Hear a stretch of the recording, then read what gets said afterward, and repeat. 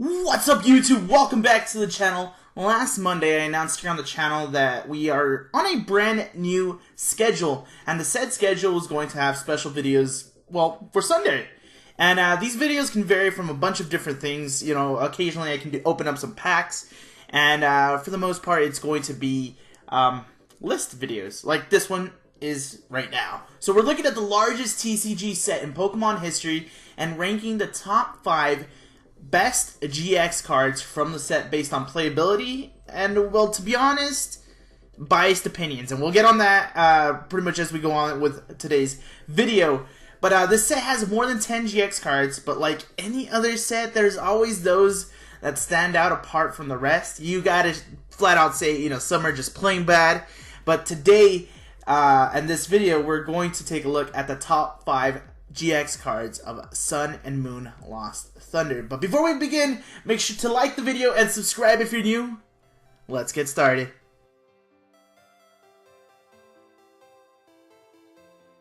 Starting off our list at number 5, we have Sceptile Gx. And of course, the name always gives me a hard time, but a very good card nonetheless for 3 different attacks that it has, of course one of which being the GX attack. So let's get right into it. 180 HP, Fire type, Ultra Beast, so it's searchable with like Ultra Space and stuff like that. The first attack is a Bursting Burner. For 1 fire, your opponent's active Pokemon is now burned and confused. It's a nice little starting attack if you have to start it in your active. The second attack is Mind Blown. This attack requires 2 fire energy, and it does 50 times damage based on the amount of fire energies you send to the Lost Zone from any Pokemon you have in play, pretty much from this attack. So it's a May ability. You can send any fire energy you have attached to any Pokemon on the board to the Lost Zone, and or any of your Pokemon on the board to the Lost Zone, and then of course you multiply the amount of energy you send, and that's what the attack does. Really interesting, considering that this deck archetype is based around with like Naganondel, the baby Naganondel that we're getting from the sets, and that deck tends to run quite a bit of fire energy, so I don't see it being a bad play at all. Really good and interesting attack. And then of course the GX attack, which is really interesting. It's the first of its kind that we've seen so far. Burst GX. For 1 fire energy, discards 1 of your prize cards, and if it's an energy, basic energy, attach it to 1 of your Pokemon, which is really cool. Not only does it just pretty much put you in a winning position, because of course you've already taken 1 prize card, but if it's an energy, you pretty much accelerate energy onto the board and make things go a little bit quicker and start setting up your side of the field. Very interesting card. I think it's going to be more of the like rogue type deck. I can be completely lost and wrong and all this good stuff. I know it's been seeing some tech in Japan, and I think it's really just for the Burst GX. But you know, it's a really interesting attack, to be honest. Really interesting Pokemon, to be honest. So I don't find it a good spot to put it above number 5 on this list. But I think it's very good nonetheless. So number 4 is where the biased opinions start to come in.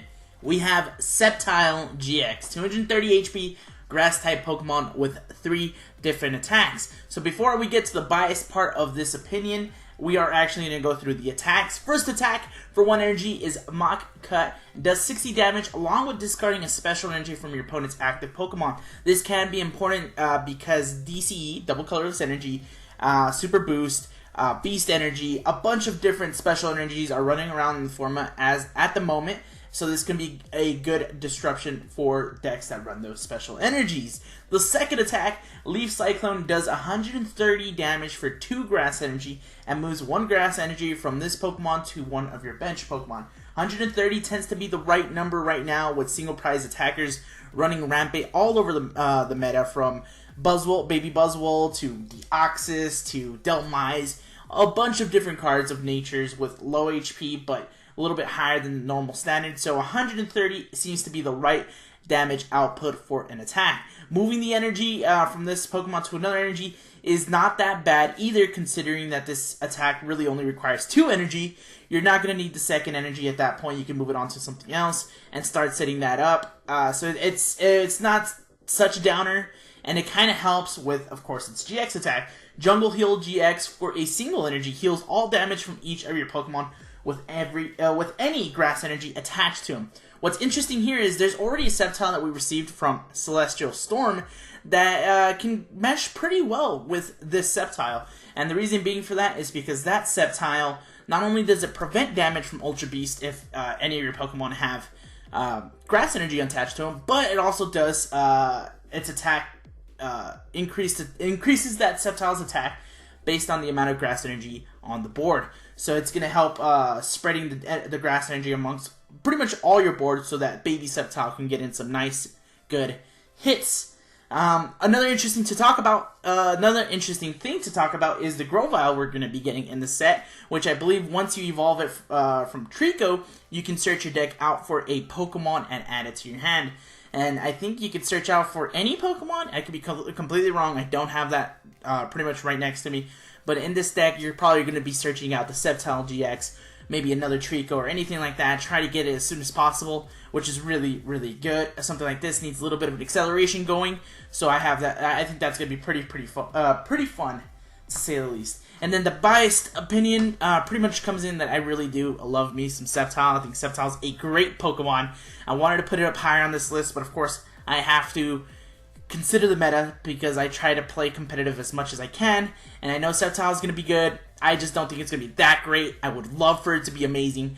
Another thing is, when I first started playing the TCG, Sceptile EX, when that was out, was pretty much my go-to. So that's the only reason I'm being biased here, but I believe Sceptile GX has a lot of playability worth here.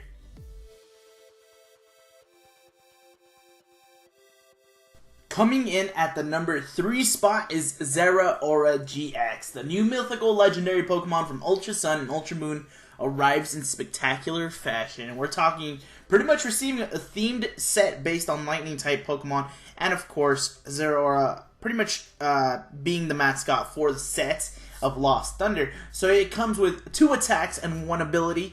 190 HP, of course, lightning type. So to start, the ability reads each of your Pokemon that have any lightning type energy attached has no retreat cost. So basically, it is a walking floatstone ability for lightning type Pokemon as long as they have a lightning energy. And then the first attack does 160 damage for 3 lightning energy, but with the downside that it cannot attack on your next turn. Very, very similar to, what is it, Knuckle Impact from Buzzwole GX, something very, very similar of that nature. And then the GX attack attaches 5 basic energy, any basic energy from the discard pile to your Pokemon in any way you'd like. So it has the Turtonator pretty much GX attack, which is maybe something that lightning type Pokemon can take advantage of. I know Raichu GX needs plenty of lightning energy on the board so it can do massive amount of damage. And I believe there might be a few lightning-type Pokemon that discard energy, considering Ampharos coming from Dark Order, from future sets, discards lightning energy, so it might be something very good to look into. However, Zeraora is, of course, weak to fighting, and that's a bad thing. We have Zygarde running around, we have Lycanroc running around, we have Buzzwole, Baby, and GX running around. Onyx is getting released in this set, which is kind of...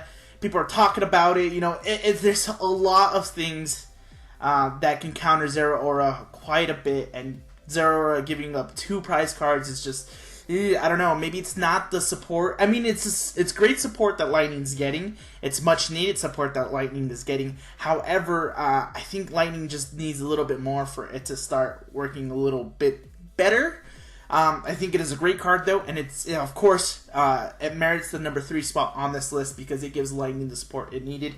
A great attacker, great GX attack, and a great ability. So I think this card is really, really cool. Just, you know, once the meta starts to balance around pretty much where everything is viable, I think Zeraora may have a potential spot in the meta. As of right now, not too much, but still a great card nonetheless.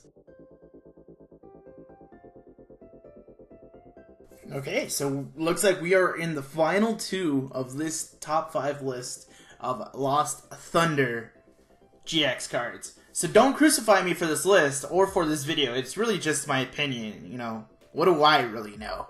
But number 2, rounding out number 2 is Mccargo Gx. 210 HP, fire type, has an ability and 2 attacks, one of which being the GX attack, of course. So the ability reads, once during your turn, of course, before you attack, discard the top card of your deck. If it's a basic energy card, attach it to one of your Pokemon.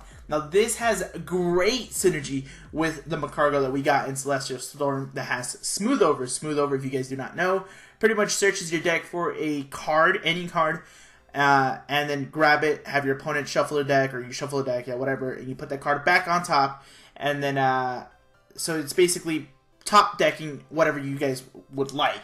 With Mccargo Gx, though, and Mccargo working together, you can go ahead and put an energy on top of your deck, and then you can use Mccargo Gx's ability to grab said energy and attach it to your Mccargo.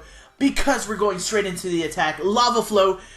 Discard any number of basic energy cards from this Pokemon. This attack does 50 more damage for each discarded this way.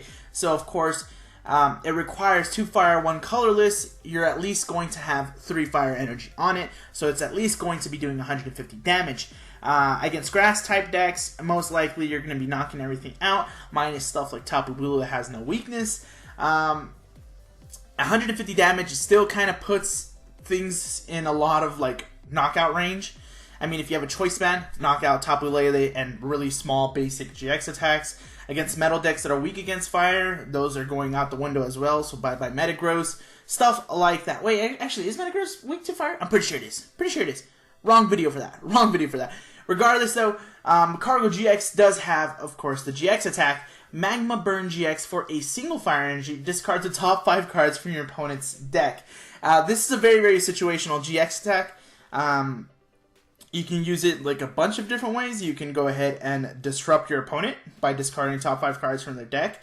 Maybe they smoothed over the turn before and they're just waiting to top deck what they need, and you can just discard all 5 cards.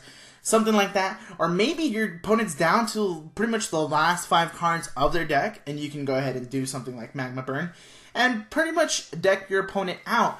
However, I don't think it's that great of an attack. I said it's very, very situational. You're here more for Lava Flow and, of course, the ability itself, but not for the GX attack. You're not really going to be focusing on the GX attack in this deck. At least that's personally what I think. Of course, whatever archetype this goes with. I know Mccargo is just bidding his own thing, is what I've been seeing. But I think you want to solely focus on doing the attack that deals damage as opposed to trying to disrupt your opponent. Maybe there might be some form of like Plumeria deck running around that runs Magma Burn. I don't know. It could be running out there. You know, there's plenty of different decks that are being run out. Maybe a rogue deck that takes advantage of Magma Burn. But other than that, though, you're here for Lava Flow. You're definitely here for Lava Flow.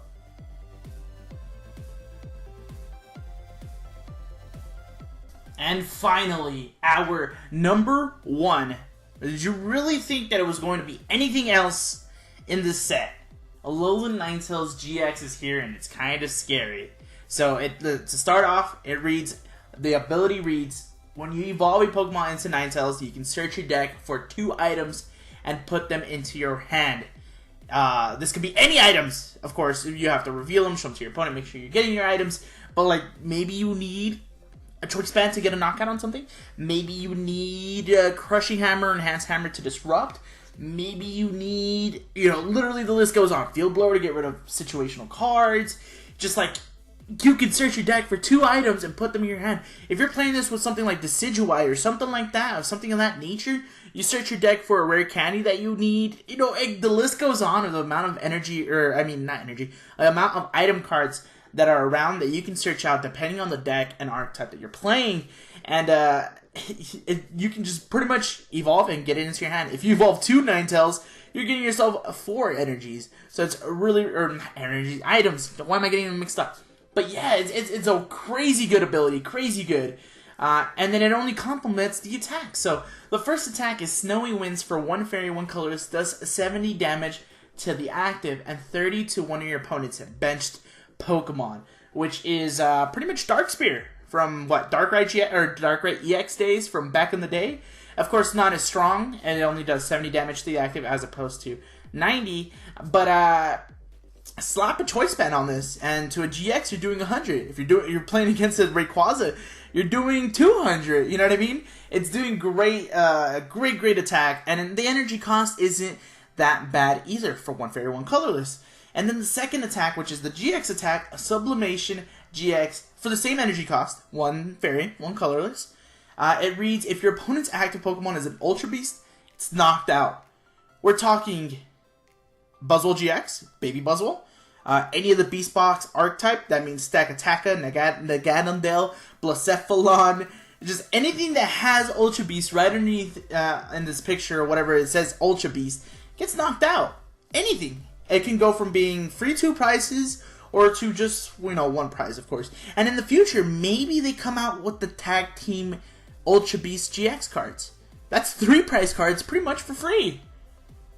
So it's a really great GX attack here. I think it's really great. And of course, Fairy being strong against Dragon types and Rayquaza running around all over the place.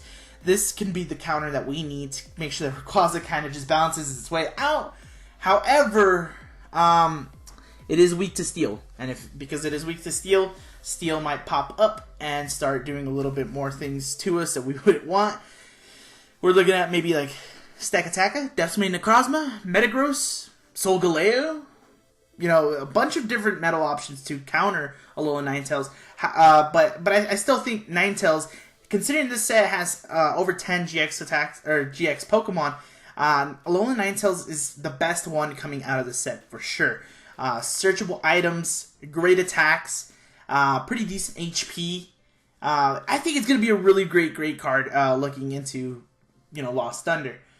So, thank you guys. It's probably going to, you know, end off the video right here, guys. That's going to be it for today's video. Thank you guys so much for watching.